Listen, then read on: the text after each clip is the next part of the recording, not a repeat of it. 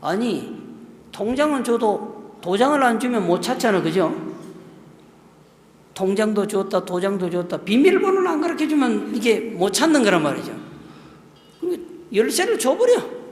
네가 알아서 해. 통장의 비밀번호까지 다 가르쳐 주는 거야, 이제. 그걸 관리를 하는 거야. 거지에서 완전히 이제 전무이사까지 됐다고 봐야지. 전무이사까지. 회장 자리에 올라가지는 못하도. 그런데 어느 날 성 안의 모든 사람에게 고하고는 큰 시회를 베풉니다. 그러면서 이 아들 보고 오라고 그럽니다. 아들은 좀 몰라 아직도. 그러면서 거기서 선포를 하죠. 이 사람이 우리 집에 일하는 사람같이 보이지만 사실은 이 사람이 나의 아들입니다.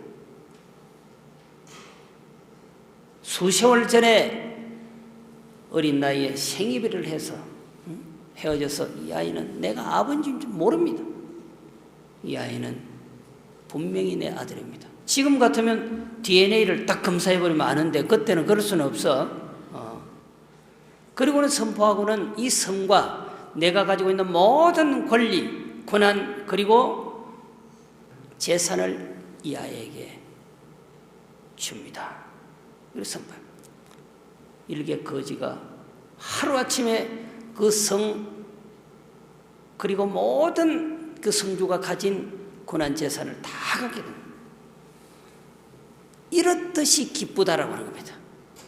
거지인데 일당짜리인데 전 재산을 물려받았으니 얼마나 기쁘겠느냐면 사리불이 부처님에게 우리는 소승열반으로 끝나는 것이 대승열반 일승의 세계 곧 부처가 된다고 하는 사실을 예언하는 것 보고 이 정도로 기쁘단 말이야. 포기했어 자기들은. 소승의 깨달음, 소승의 열반만 가질 수 있는 사람, 더 이상 부처님이 말하는 일승의 세계는 가려고 생각도 하지도 않았지만 사리불에게 부처가 된다라고 인가하는 것을 보고 우리가 기쁘기, 거지가 수세월 전에 헤어졌던 아버지를 만나서 상상도 못했던 재산을 탁 받는 것과 같습니다. 이 정도로 기쁩니다.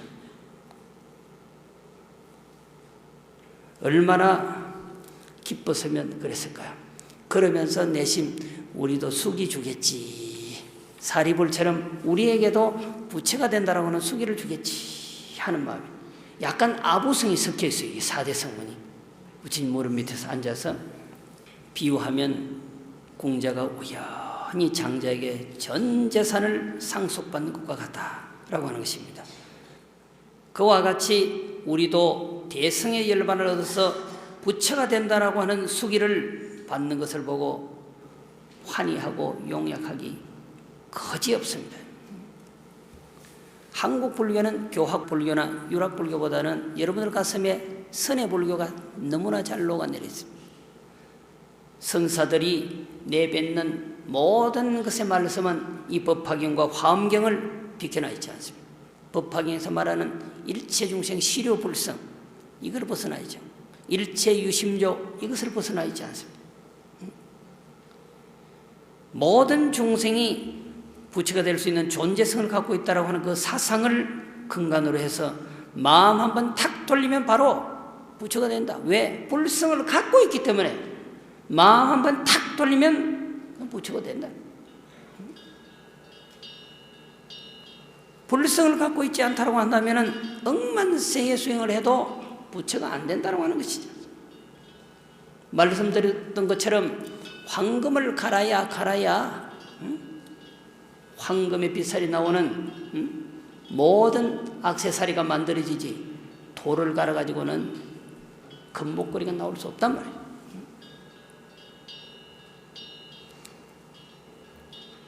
일성경전, 소위 화엄경이나 법화의 사상, 이 사상을 근간으로 해서 모든 조사들은 마음 한번 탁 돌리면 부처님이 된다고 하는 사실을 현시한 것입니다. 달마 대사가 혈명론에서 바로 그 사실을 이렇게 표현을 했습니다.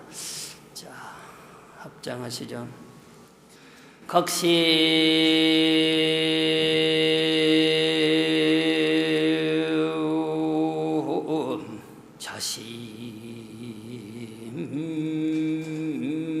자심득하님 하리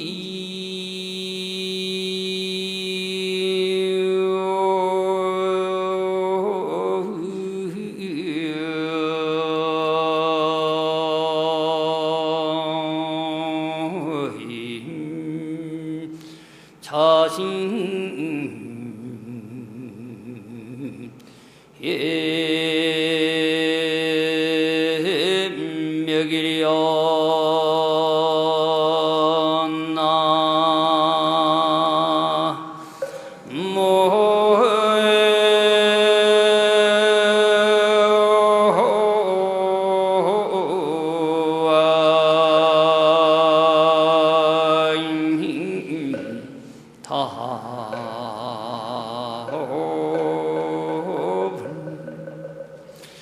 성강후가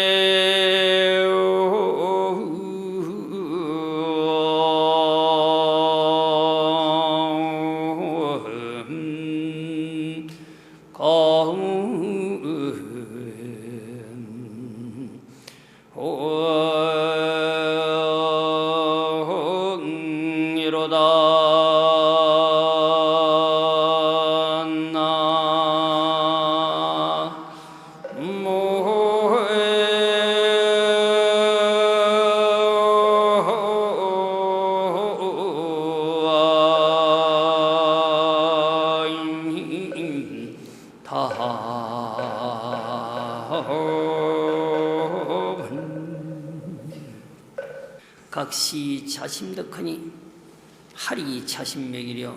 깨달음이라고 하는 것은 이 마음으로부터 얻어지는 거다. 그래서 법화경 보면 한 귀절만 읽어도 내세의 부처님이 된다 했죠. 법화경의 경전을 읽는 사람 옆에만 있어도 내세의 부처님이 된다고 했죠. 가능성을 완전히 열어놓는 것입니다. 그것은 당신의 삶과 무관하지 않다. 말씀드렸던 것처럼 72세인데 법화경을 8년 설하고 나면 80세인데 바로 유언의 말씀 1박 2일만 설하면 당신은 살아상소에서 열반하시는데 무엇이 더 필요하겠습니까? 아무것도 필요 없는 것입니다. 오직 전해줄 것은 전해줄 재산이 있다고 한다면 일성의 사상, 부처가 된다고 하는 사실,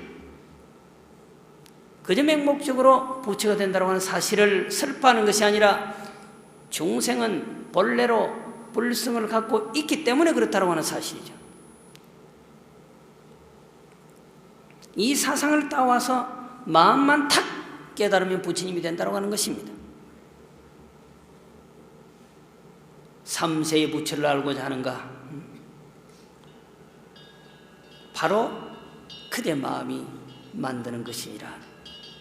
그렇게 말한 것이 화엄경 아니겠어요? 약인용요지 3세 일체불 응관법계성 일체유심조. 그 무엇을 알고자 하는가? 천하이가 무엇을 알고자 하는가 말이에요. 마음뿐만 아니라 우주의 실체를 알고자 하는가? 실상을 알고자 하는가? 마음만 탁 알아버리면 된다. 복잡하지 않다라고 하는 것이죠. 하나, 둘, 셋, 넷, 언제 다 알아? 모든 것은 허공이 관장에 우주 만물이 허공 안에 다 들어있어. 그렇죠? 모든 것은 허공을 벗어날 수가 없습니다. 그 허공은 마음을 벗어날 수가 없다 말한 거예요. 화엄경이나 법화경에서 그렇게 적나라하게 설파하고 있어요. 그러니까 선사들이 마음만 깨치면 된다 말해버린 거죠. 언제 남대문 시장 가가지고 시장 조사를 다 해. 턱 보면 알아야지. 응? 대구 시내 어디 뭐가 있는지 내가 어떻게 알아? 팔루공산 저 꼭대기 올라가서 보면 다 보여. 어떻게 낱낱이 그 사람의 마음을 알아? 내 마음이 탁 열려버리면 다 아는 거라. 똑같아. 다를 게 하나도 없어. 그러니까 달마대에서는 당신이 혈명록에서 각시 자심득하니 깨달음이라고 하는 것은 마음으로부터 얻어지는 것이다. 하리 자신백이려 어찌하여 이 마음을 떠나서 찾을 수 있겠네. 여러분들이 이 사상에 너무나 자연스럽게 녹아 있어요. 한국 불교는 선의 사상에 너무나 편안하게 녹아 있어요. 이 말이 더 재미있어요. 더 잘 와닿아요. 경제를 보면 답답해요. 선사들도 답답하니까 탁 뚫어주려고 요약해서 당신이 의록이라고 하는 이름으로 남겨놓은 것이죠. 정가 고각자가 지연 기심 가기로다. 정가 고각자가 먼저 깨달은 사람이라 뒤에 깨달은 모든 존재가 다 그 마음으로 깨달는다고 말했다. 깨친 자는 모두 다 마음을 깨달음으로써 우주의 실상을 알 수 있다고 말했다. 깨달은 존재가 마음을 깨달아서는 절대로 부처가 될 수 없다 말한 적이 없다 이 말이죠. 그런 사람이 있다고 한다면 그거 거짓말이라. 정가 고각자가 과거세에 깨달은 부처님이나 현재세에 깨달은 부처님이나 미래세에 깨달을 부처님이 모두 다 마음을 깨달음으로써 깨달는다고 말을 했다라고 하는 것입니다. 어찌되었든 이 신의 품은 성문이 지금까지 얻은 열반은 진정한 열반이 아니다. 성문영각이 얻은 열반은 진정한 열반이 아니다. 그러나 언젠가는 그 성문도 최상의 열반인 깨달음을 얻을 수 있다고 설파하면서 사리불에게 인가를 하고 뒤에 수기품에서는 자연스럽게 4대 성문이 부처님이 된다고 인가하는 것입니다. 소승에 머물래? 아니다. 대승에 머물래? 아니다. 일성으로 가야 되는 것이죠. 사람이 살려면 좀 잘 살아가야 될 거 아니에요. 목표를 정하면 최고 가는 사람이 되어야 되겠다 이렇게 목표를 정해야 될 거 아니겠습니까? 이 정도면 돼서 안 되는 거예요. 보살이 되기를 성원 세워도 안 되고 바로 부처가 되기를 성원을 세워야 된단 말이에요. 부처님은 그래 부처가 될 수 있느니라. 언젠가인지는 몰라도 반드시 되느니라. 이렇게 말한 것이 법화경이고 성문들은 부처가 될 수 없다라고 자인하는 그런 입장인데 다 된다 라고 말했던 것입니다. 자, 약초유품. 약초유품은 간단합니다. 허공에서 비가 내립니다. 주렁주렁. 어쩌면 봄비와도 같은 이 단비는 천하의 만물로 골고루 적셨습니다. 이 비를 맞는 모든 만물은 생장하게 되어 있어요. 큰 나무든 적은 나무든 큰 풀이든 작은 풀이든 그것이 약초이든 약초가 아니든 허공에서 내리는 이 비를 맞고 자라는 것이죠. 내리는 비가 묘합니다. 내가 작년에 비를 내려보니까 저 화상은 말을 안 들어. 그래서 저 화상은 이번에 제외야. 저곳은 뿌려줄 수가 없어. 이런 마음으로 허공에서 비가 내리지 않는다고 하는 것입니다. 천하의 지는 원수야. 내 돈 가져가서 아직도 갚지 않아서 저 동네는 내리면 안 되겠어. 비를 뿌려주지 말아야지. 이런 마음으로 비를 뿌려주지 않는 적이 없단 말이죠. 그냥 내리는 거예요. 이 산, 저 산, 이곳저곳에 내리는 비는 그것이 초목이든 숲이든 약초이든 약초가 아니든 골고루 적셔서 자라나게 하는 것입니다. 이것을 무연자비라고 그러죠. 조건 없는 자비. 대자비는 조건 없는 자비입니다. 대도는 무문이라.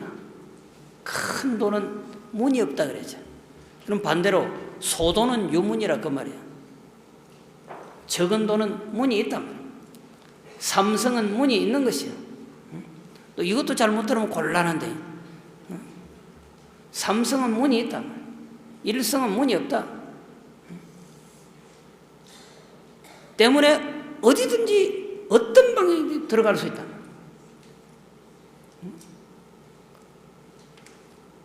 값이 적게 나가는 것은 값으로 환산하고 따질 수 있어. 얼마짜리야 나와. 진짜 좋은 것은 무한대야. 값으로 따질 수 없어. 그걸 무과보라고 그래. 값으로 따질 수 없는 보배라 그랬나. 대도는 유문이 아니라 무문이라. 큰 길은 문이 없어. 작은 길이 문이 있지. 툭 터진 사람은 싸울 일이 없어. 원수가 없거든. 덜 터진 사람이 싸우는 거죠. 싸울 게 있거든. 가질 게 있거든. 내 것이 있거든. 툭 터진 사람은 네 것 내 것이 없거든. 본래 모두 다 자기 것이거든. 허공이 언제 뭐 등기부등본에 등기된 적이 있나? 그건 다 자기 거야. 진짜 자기 것은 가지지 않더라고. 그래서 저는 이미 찜해놔서 저 은하도 내 것이고 화성도 내 것이고 목성도 내 것이고 요것도 내 것이네. 내 것 아닌 게 없어. 근데 여러분들은 등기부등본에 올려놓고 내 거야 세금 내는 거 사실 세금만 내고 있잖아요. 내 것 아니거든. 쓰는 사람은 따로 있더라니까. 그렇죠?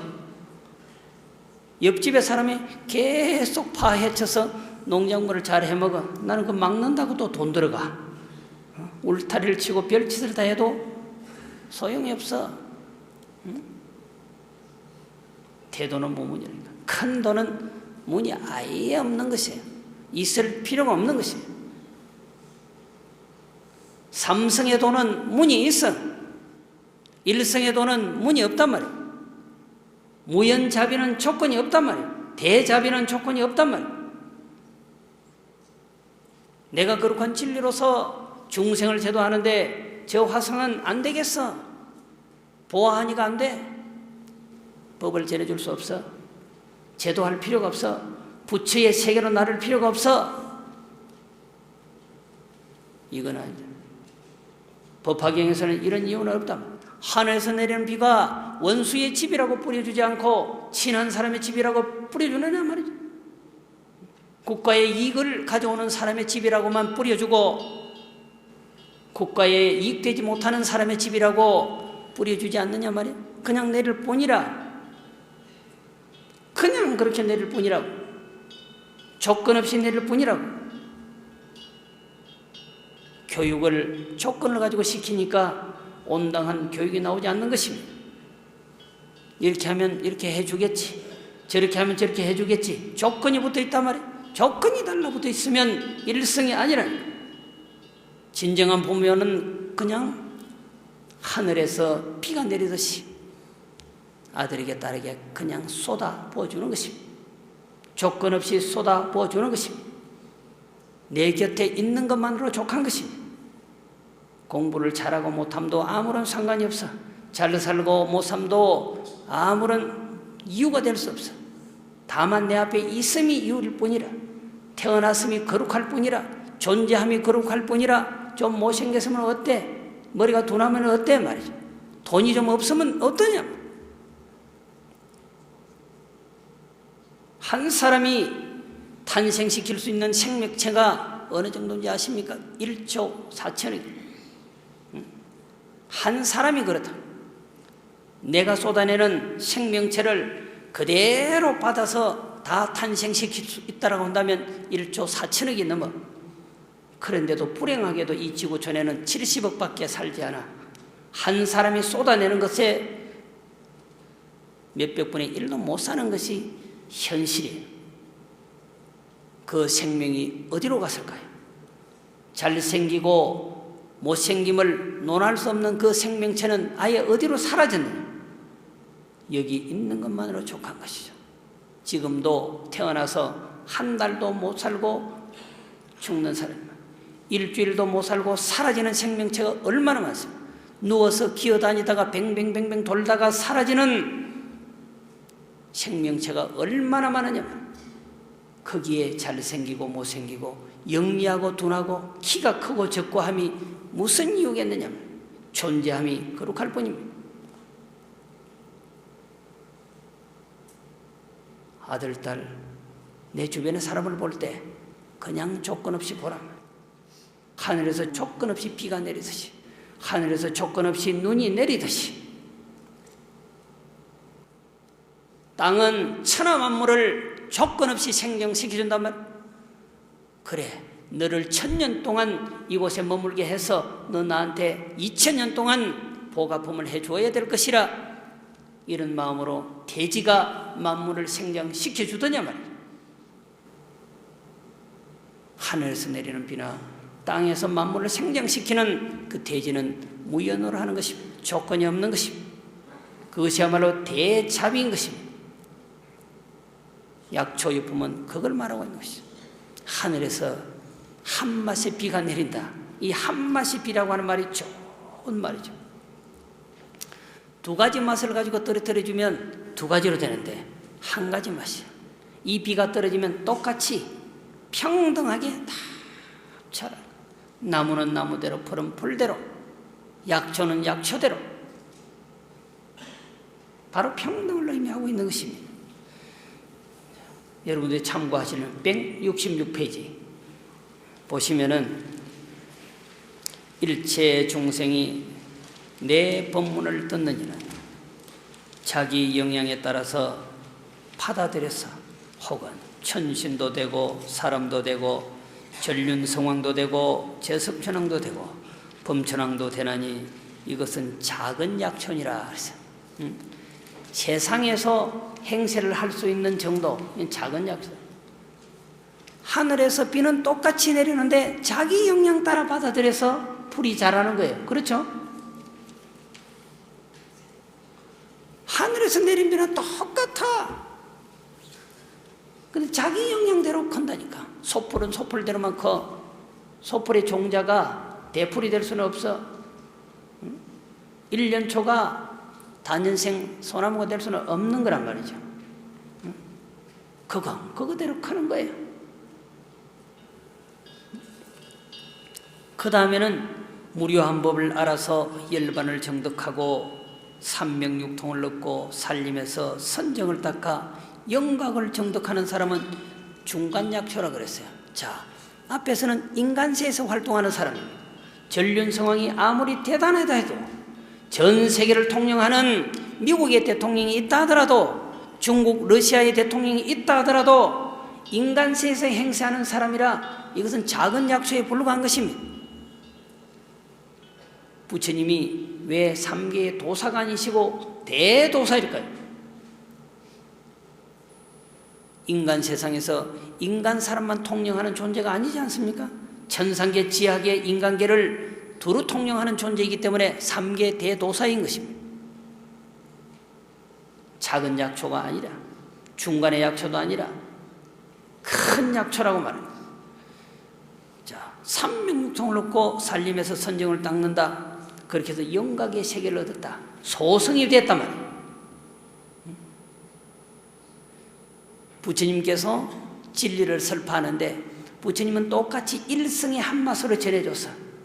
그런데 여러분들이 영향에 따라서 세상에서 행세를 하는 왕이 될 수도 있고,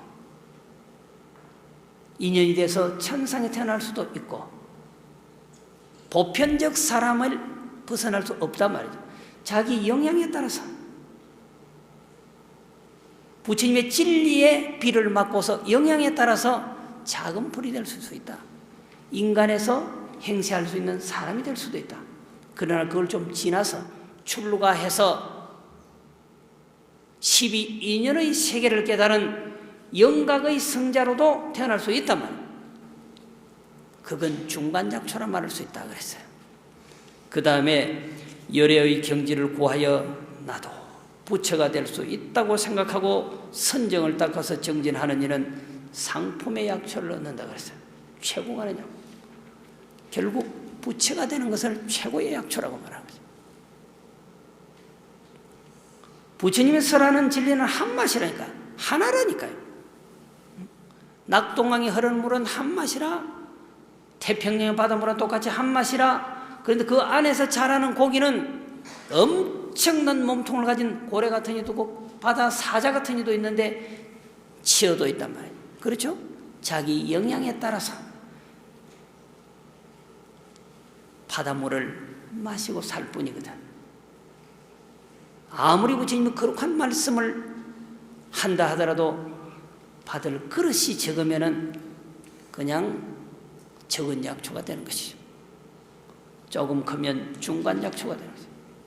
되게 크면 바로 최고 가는 약초로 성장하는 것이죠.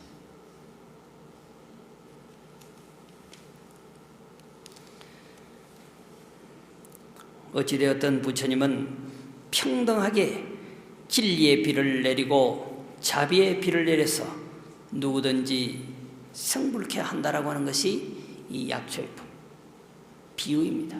하늘에서 비는 똑같이 내리는데 천하 만물이 자기 영향에 따라서 그 비를 빨아먹고 자라는 것이죠. 큰 나무대로 작은 나무대로 작은 약초는 작은 약초대로, 큰 약초는 큰 약초대로. 그와 같이 부처님이 똑같이 일미의 일성법을 전해줘도 사람의 영향에 따라서 큰 성자가 되기도 하고 작은 성자가 되기도 한다, 이 말이에요. 부처님의 법은 여전히 불평등하게 나르는 법이 없다. 자, 합장하시죠.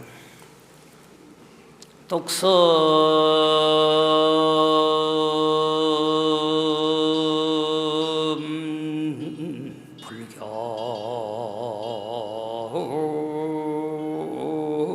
성인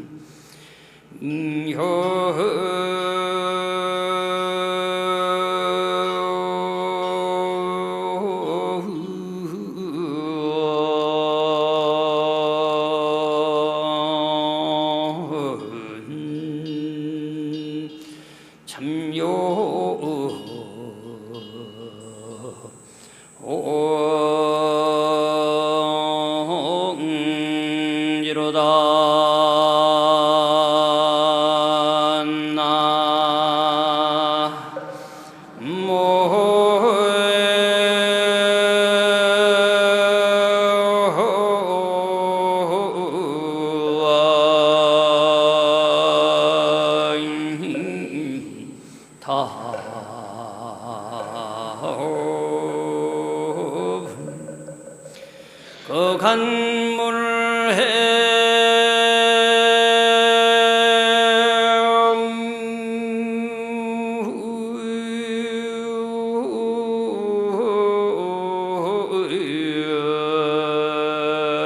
잠이면 위행과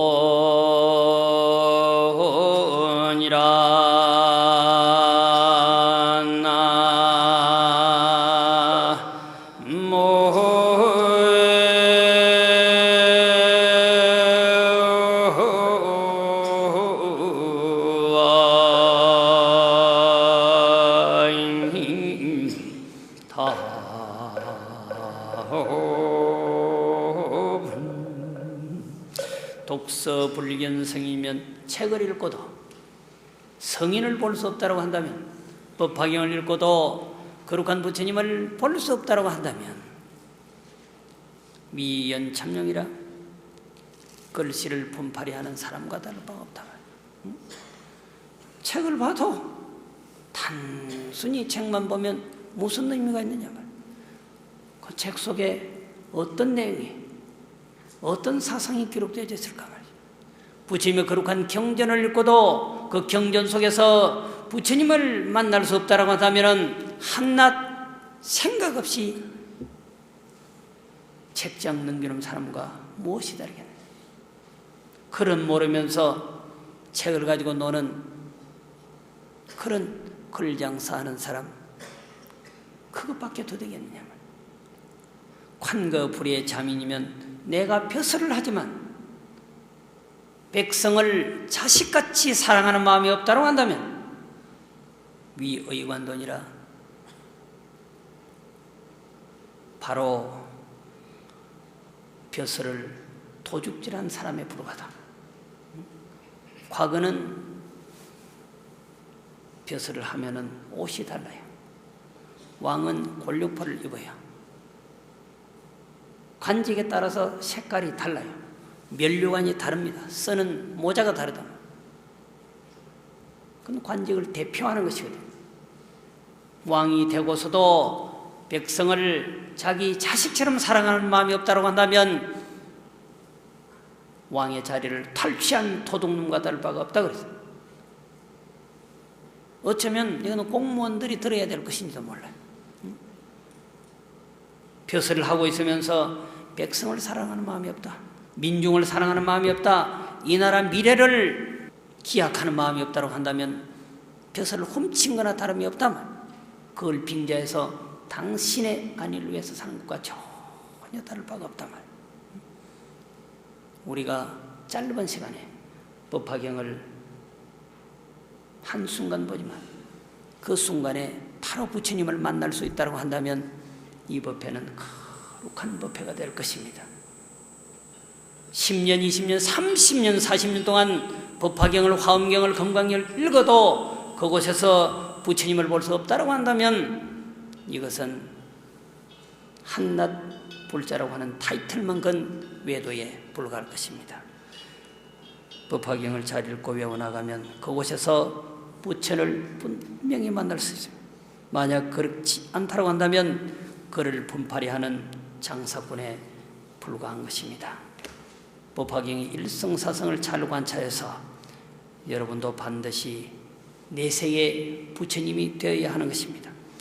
그리고 공자가 금은보화를 상속받아서 너무나 좋아하듯이 미래의 부처가 되리라고 하는 수기를 받아서 환히 용약하는 여러분의 시대가 빨리 오기를 기약하면서 제 법문을 마치도록 하겠습니다.